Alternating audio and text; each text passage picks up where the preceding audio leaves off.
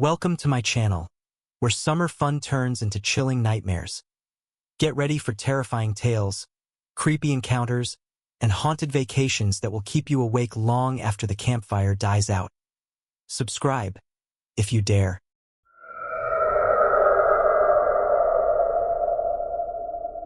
The summer sun was relentless in Cedar Ridge. A small rural town tucked against the forested slope of Mount Hargrove School had ended just a week earlier, and already the trees were singing with cicadas and the creeks burbling with the fullness of spring runoff. It was the kind of place where summer vacation felt like magic. Long, endless days for riding bikes, catching frogs, and building forts in the woods. But that summer, something was different.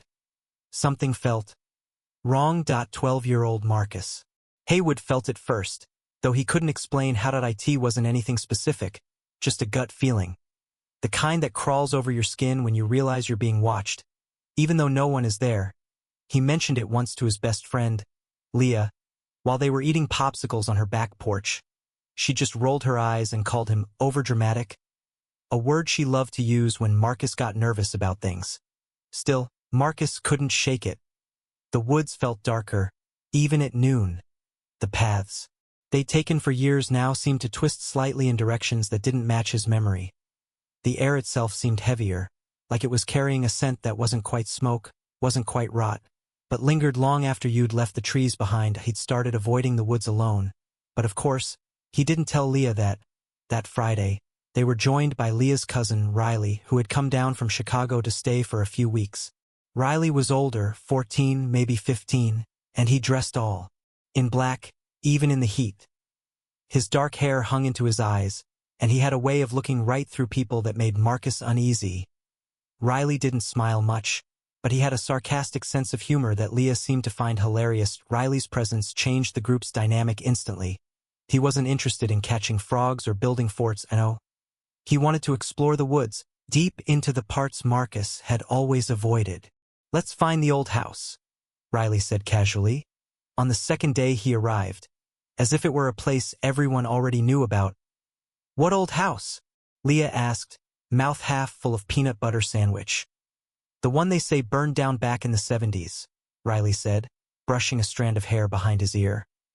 "I read about it online. Some lady went crazy, killed her family, burned the place down. They say it's still back there, if you know where to look." Leah's eyes lit up the way they always did when something dangerous and forbidden came up. "I've never heard of it." "I have," Marcus said quietly. Both of them turned to look at him. "You have?" Leah asked.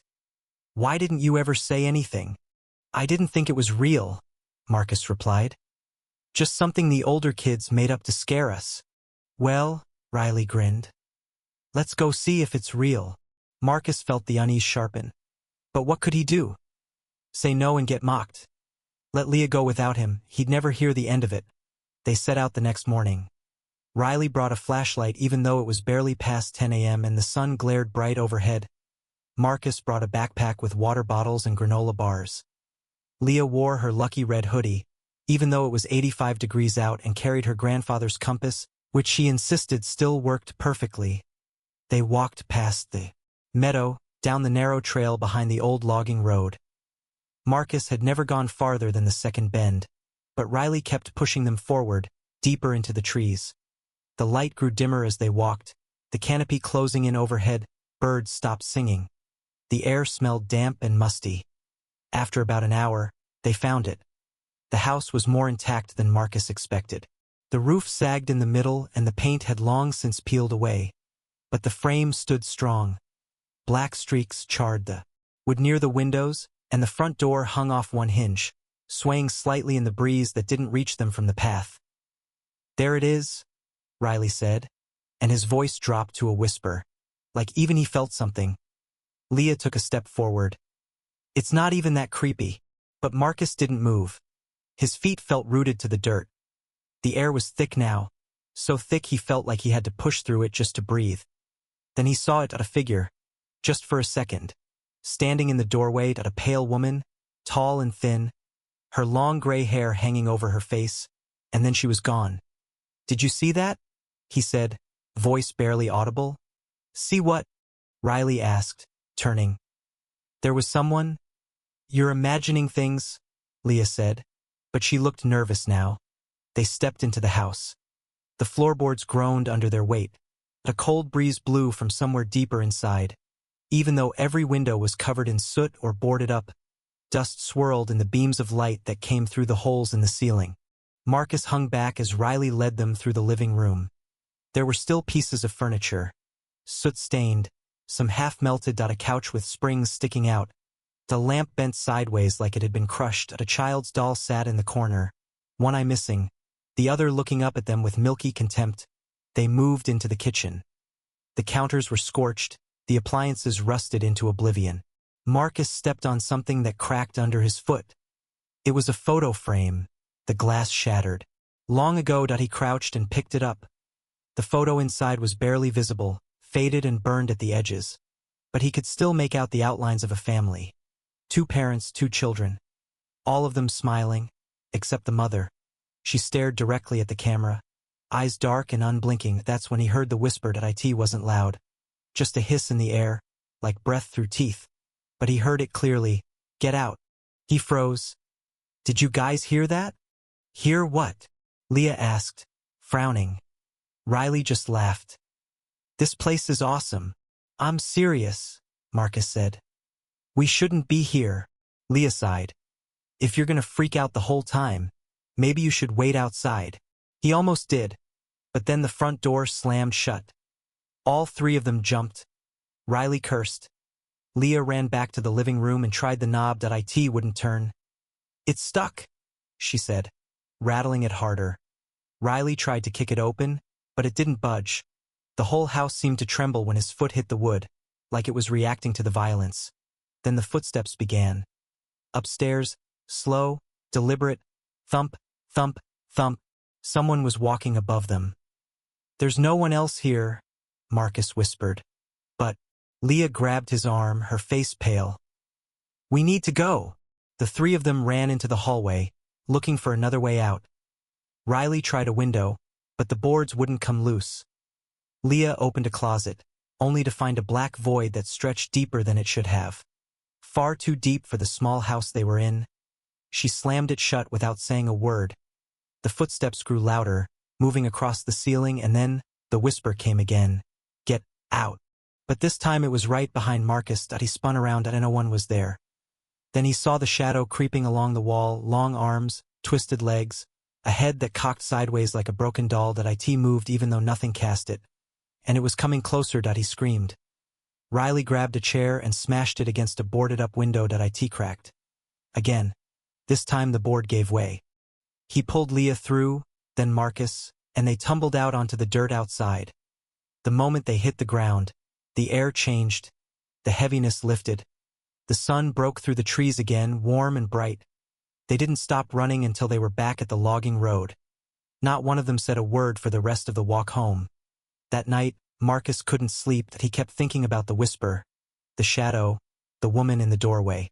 And just when he started to drift off, he heard it again. Not outside. Not from a dream. From under his bed.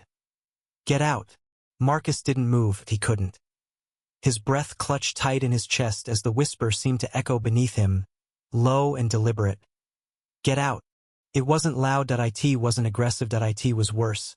It was calm, measured, like whoever or whatever said it had all the time in the world. He slowly rolled to his side, careful not to make a sound, eyes wide in the darkness. His bedroom door stood open just a crack. The hallway beyond was still. A sliver of moonlight filtered through the curtains, casting faint shadows on his dresser, on the floor, on his toy chest. All familiar, all normal, except for the cold air rising from beneath the bed. He wanted to call for his mom or dad, but something inside told him not to. Not why, as if speaking would give away that he knew it was there, that he was awake, that he heard it. He slid off the mattress in one silent motion, making sure his feet never touched the floor.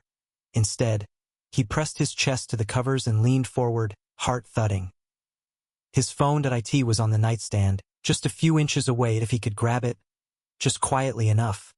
Maybe he could call Leah. Or 911. Or anyone else. His fingers closed around it. The voice came again. A breath in the darkness. Too late.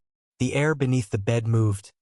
Marcus didn't hesitate. He leapt off the mattress and crashed into the wall, fumbling for the door. Something scraped against the floor behind him. A sound like nails dragging slowly over hardwood. A hand? Claws? He burst into the hallway, the door slamming shut behind him with a thunderous bang that shook the entire house. His parents' door opened almost instantly. His dad stepped out, disoriented in a t-shirt and boxers, rubbing sleep from his eyes. "Marcus? What the hell is going on?"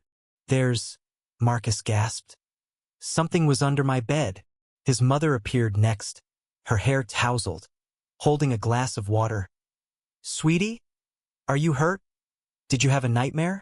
No, it was real. There was a voice. It told me to get out."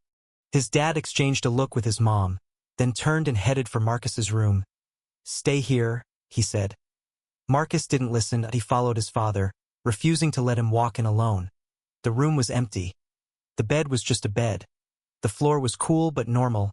No whisper, no shadow, no cold breath. "I swear, it was here," Marcus insisted. "I heard it." His father crouched down, lifted the bed skirt, and peered underneath. "Nothing here, bud," his mother sighed. "Maybe this is about what happened today. That house, whatever it was, it scared you. That's understandable." "I didn't imagine it," Marcus said, angry now. "Ask Leah. Ask Riley. Sleep downstairs tonight," his mom offered. "On the couch. We'll figure this out in the morning." He didn't argue. By sunrise, he hadn't slept at all. That morning, Leah texted him. "You okay? Did you tell your parents?" "Riley says you freaked out." Marcus didn't reply right away. Instead, he grabbed his bike and pedaled to Leah's house. He didn't want to risk putting any of it in writing. He needed to talk to her face to face.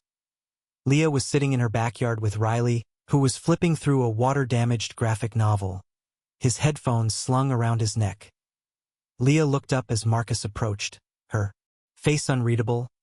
"Did it come back?" she asked. Before he could say anything, he nodded. "Last night, it was under my bed." Riley smirked. "Maybe it followed you." "That's not funny," Marcus snapped. "There's something wrong with that place. We shouldn't have gone." "I agree," Leah said, surprising both of them. "I had a dream. Sort of. I don't know that I was back there in the house. But it wasn't burned anymore. It was new, clean, like it used to be." Marcus swallowed hard. "I saw the woman again, the one in the doorway." "You said you only saw her once," Riley said. "She was in my dream too," Leah said quietly. She was crying. There was a long silence between them. Even Riley's smirk had faded. Then he said, "We should go back." "No way," Marcus said immediately. "She wants something," Riley said, eyes narrowing. "Don't you get it? The house locked us in. It showed itself. And now it's coming to us. It's not random. It's trying to tell us something." "You sound like you want it to happen," Marcus said. "Don't you want to know why?" Riley countered. "Who she was. Why the place didn't collapse. Why it's still standing all these years later. I just want it to leave me alone." "Well, maybe it won't," Leah said softly. "Until we figure it out." They returned to the house the next afternoon. This time they brought tools. Leah grabbed a hammer from her dad's shed.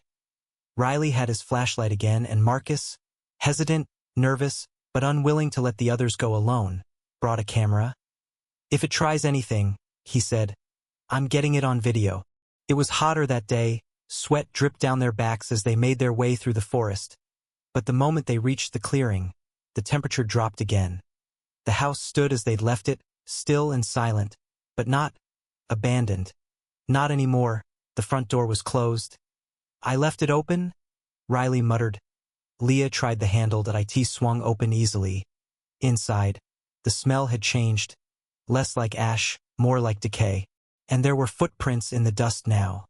Fresh ones. Not theirs. Someone had been here. Or was still here. They explored slowly this time, no rushing, no daring each other deeper. They moved as one, careful, watching every corner. The living room looked the same. The doll was gone. Marcus shivered that I in the kitchen. Leah pointed to the floorboards beneath the sink. This looks loose. Riley pried it up with the hammer. Beneath it was a hollow compartment. Inside, old papers, half-rotted, a glass bottle sealed with wax, and a photograph, clearer than the one Marcus had seen before. It was the woman. Her eyes wide, dark. She wasn't smiling. Written in red ink across the bottom were 3 words. They made me. Riley turned the bottle in his hands. It's a message. Leah held one of the papers up to the light. It was part of a diary page. The ink smeared but legible enough. They whisper in the walls. The mirror shows them that I buried the truth where they can't find it. If they do, they'll come back. They always come back. Even fire can't stop them. The page ended in a smudge that might have been blood. Marcus felt sick. What truth? Leah whispered, before anyone could answer. The house groaned at a deep, guttural sound that came not from the wind, but the walls themselves. Then the lights came on, not all of them. Just the ceiling fixture in the hallway at a bulb that flickered to life despite no visible power source. That's not possible, Marcus said. They backed out of the kitchen. The hallway bulb hummed softly, pulsing like a heartbeat, and on the walls, new writing had appeared in the same red ink as the photo. One phrase, repeated, over and over. They made me. They made me. They made me. Then the mirror in the hallway shattered from the broken glass. A shadow stepped out. It was tall, impossibly thin. Its limbs stretched beyond natural proportions. Its face was a smear of blackness. It moved without sound, gliding toward them. Run! Riley screamed. They bolted. But the house had changed. The front door was gone. Literally, just vanished. The living room wall was now solid, boarded up entirely. No windows, no exit. They tried the kitchen again. But the opening had shifted into a narrow stairwell they hadn't seen before. With no other choice, they descended. The basement was colder than ice, stone walls, dirt floor, and in the middle, a circle of candles burned with blue flames, though no one had lit them. Riley stepped forward. This is a ritual. You think? Marcus snapped. Leah crouched near the candles. In the center of the circle was a child's shoe. Old, charred, like it had been in the fire that supposedly destroyed the house. Then they heard it. The crying echoed from the shadows, high-pitched, desperate, full of grief. A child's cry. Then another, and another, dozens. They made her do it, Leah whispered. That's what she meant. She didn't go crazy, Marcus said. She was trying to stop something. The shadows moved again, and then the woman appeared. Not a ghost this time. Not a flicker. She was there, whole and real, her face contorted with pain and fury. Her mouth opened, but instead of a scream, came the voices of many, hundreds of children, sobbing, begging, screaming for help. Marcus dropped the camera. It hit the floor and kept recording. The woman lifted one finger, pointed at them. Bury them, she said, and the candles blew out. Darkness. Total. Riley's flashlight clicked on. The woman was gone, and in her place, 3 child-sized coffins now sat inside the candle circle. For a long moment, no one moved. The basement was quiet now. No more whispers, no more crying. Just the faint buzz of Riley's flashlight and the heavy thump of their hearts. The 3 small coffins sat unmoving inside the extinguished candle circle, their surfaces blackened with soot, corners wrapped in melted iron hinges. Each bore a single word scratched violently into the wood. The first, liar. The second, witness. The third, silence. What does that mean? Leah asked, barely able to whisper the words. Marcus shook his head.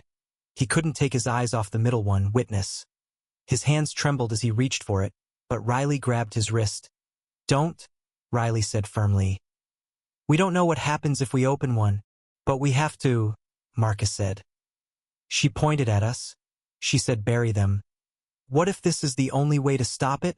Leah stepped into the circle. Wait, Marcus cried out. But nothing happened. No spirits, no screams, no surge of unnatural wind. She knelt beside the silenced coffin and pressed her hand to its lid. It was cold, far too cold. I think they're children, she said softly.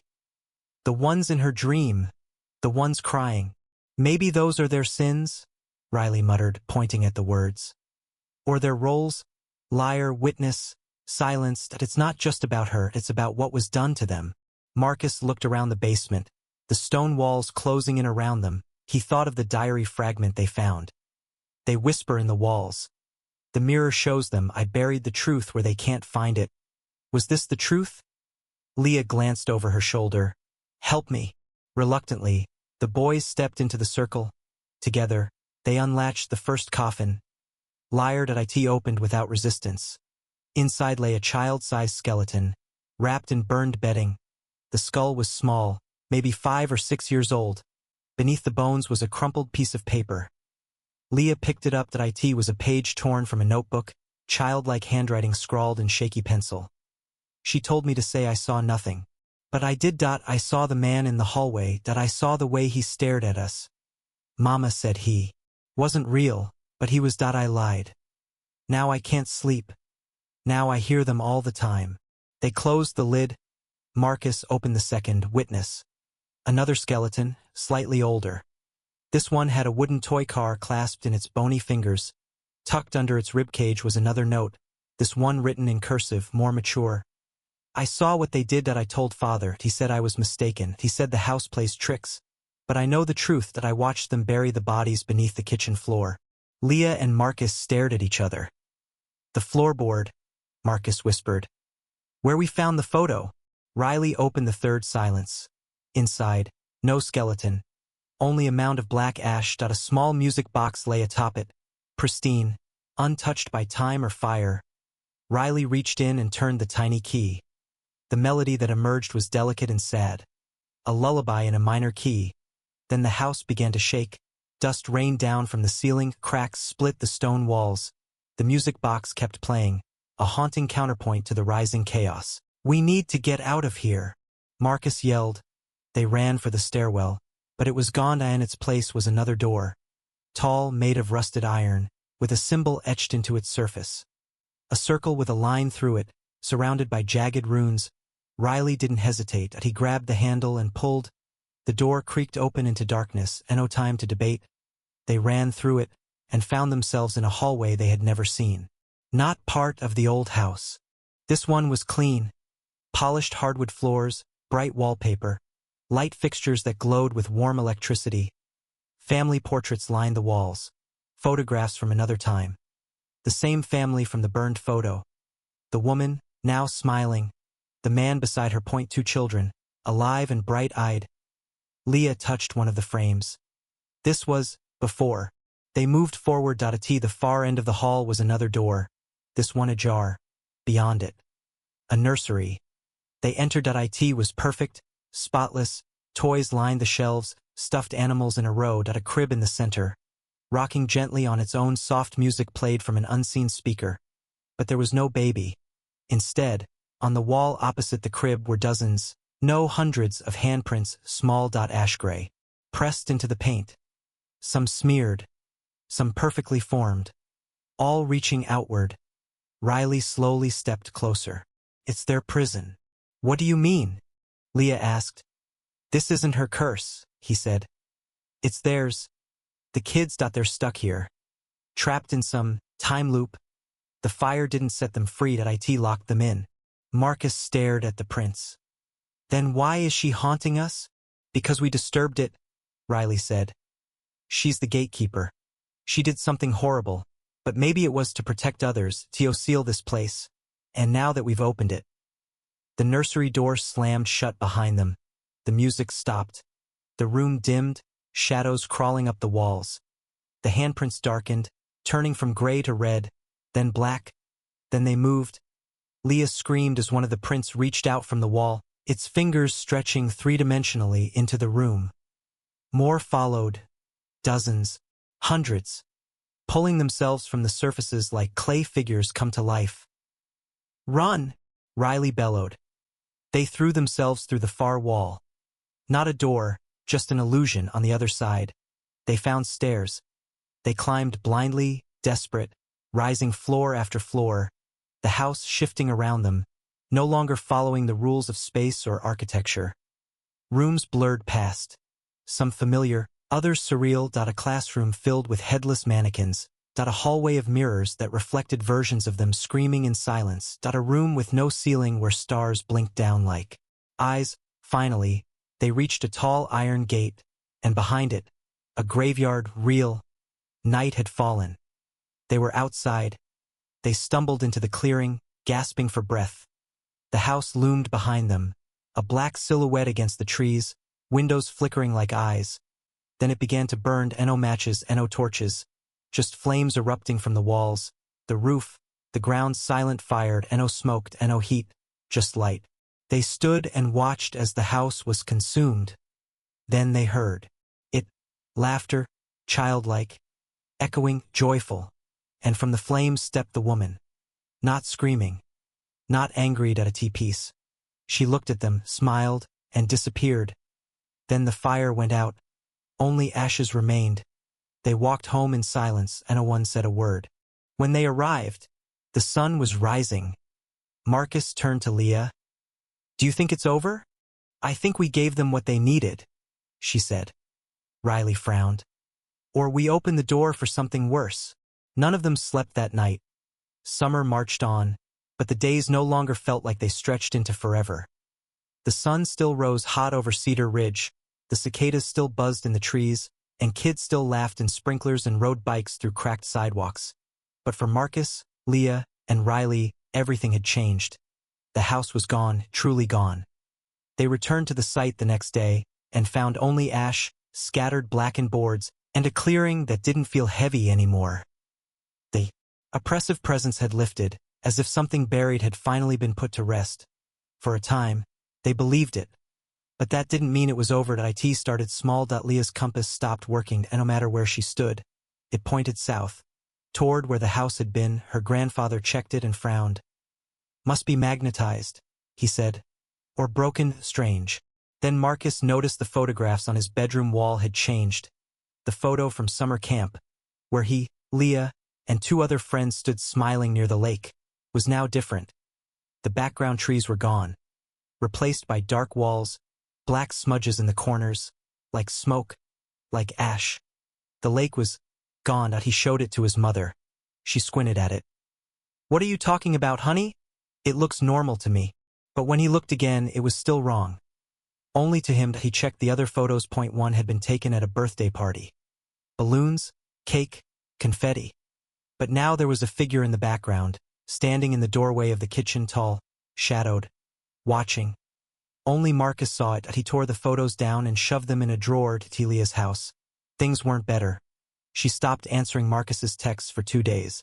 When he finally showed up and knocked on the back door, she opened it with rimmed eyes and a tremor in her hand. "I can't sleep," she said. "When I close my eyes, I'm back in the nursery. The music plays, but it's reversed. Reversed. The lullaby.it plays backward. And the hands reach for me. And the worst part?" She looked up, tears pooling in her eyes. "It doesn't feel like a dream. It feels like remembering." Marcus sat with her on the porch for an hour. They didn't say much, just watched the trees sway, listened to the wind. When he finally stood to leave, Leah said, "They're still here." "Who?" "The kids. Or whatever they became. They weren't freed. Just scattered." Riley wasn't much help. He had grown more distant each day. He stopped hanging out with them, started spending long hours alone in the forest, returning dirty, scratched, and tired. He was researching. When Marcus confronted him about it, Riley shoved a folder into his hands. "Read this." It was full of newspaper clippings. Cedar Ridge tragedy. Family of 4 found dead in burnt house. Woman believed to have started the fire. Children's remains never recovered. Another article. Local pastor questioned after diary pages emerge. Rumors of occult practices dismissed by authorities. A third. Rebuilding halted. Contractors refused to return 2 site claims of whispers and voices. During demolition, Marcus flipped through them in silence. "It wasn't just one incident," Riley said. "It's happened before. That site, it's been a conduit for something. Something old. Something that uses grief like fuel. I think the mother tried to stop it. and failed. But we saw her, Marcus whispered. She was at peace. Riley shook his head. That wasn't peace. That was relief. The difference matters. That night, Marcus dreamt again that he was in the house, but not as he'd last seen it.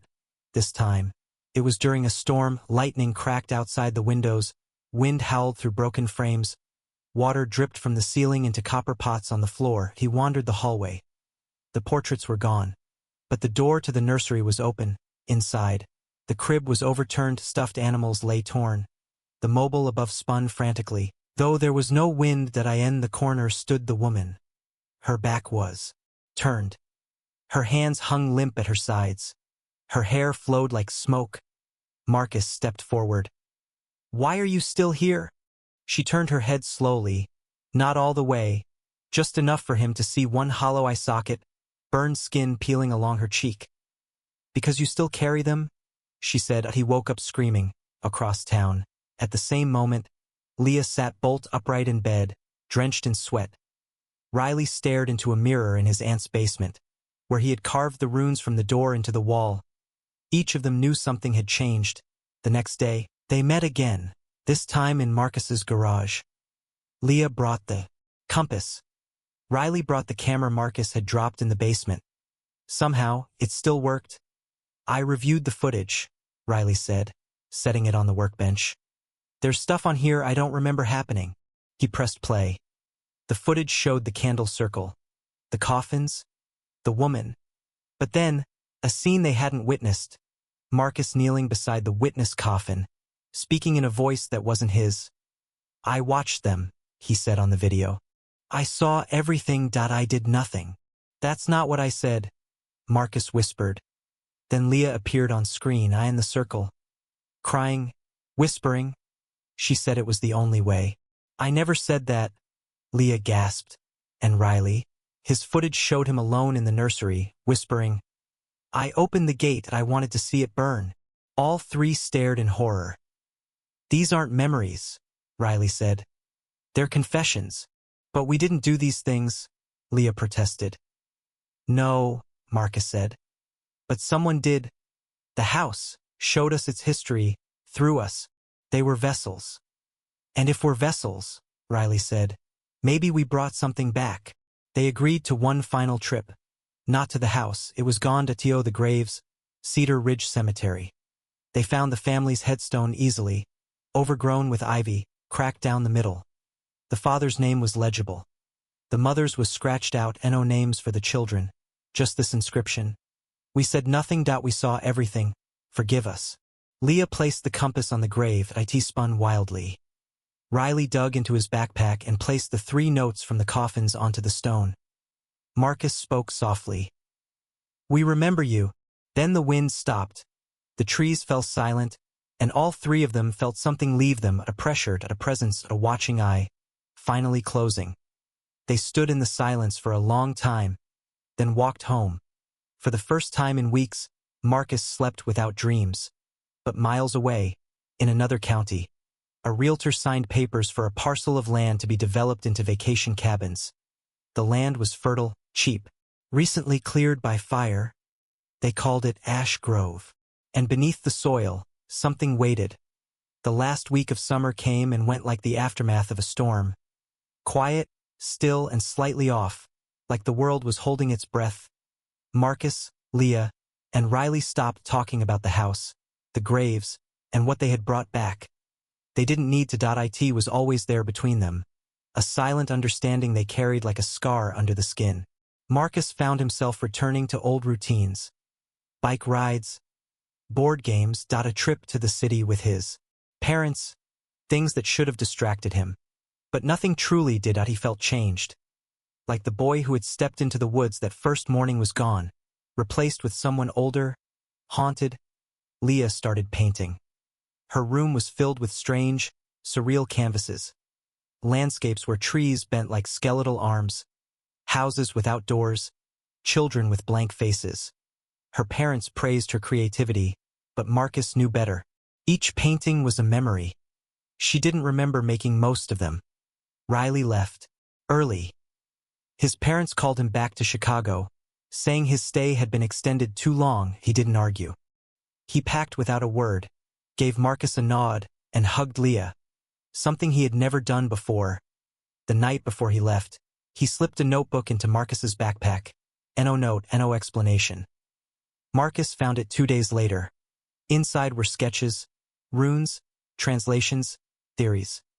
Notes in Riley's sharp handwriting, scribbled in the margins of newspaper articles and printouts. One page stood out to the top. Echo haunting, the theory of inherited guilt. Below it, a paragraph that seemed copied from some forgotten book. Not all spirits seek revenge. Some are born from truth denied, pain ignored, or innocence twisted into horror. These entities do not haunt the living to harm them, but to be remembered, carried, and eventually confessed. When their voices go unheard, they bleed through time, attaching themselves to those who step too close to the edge.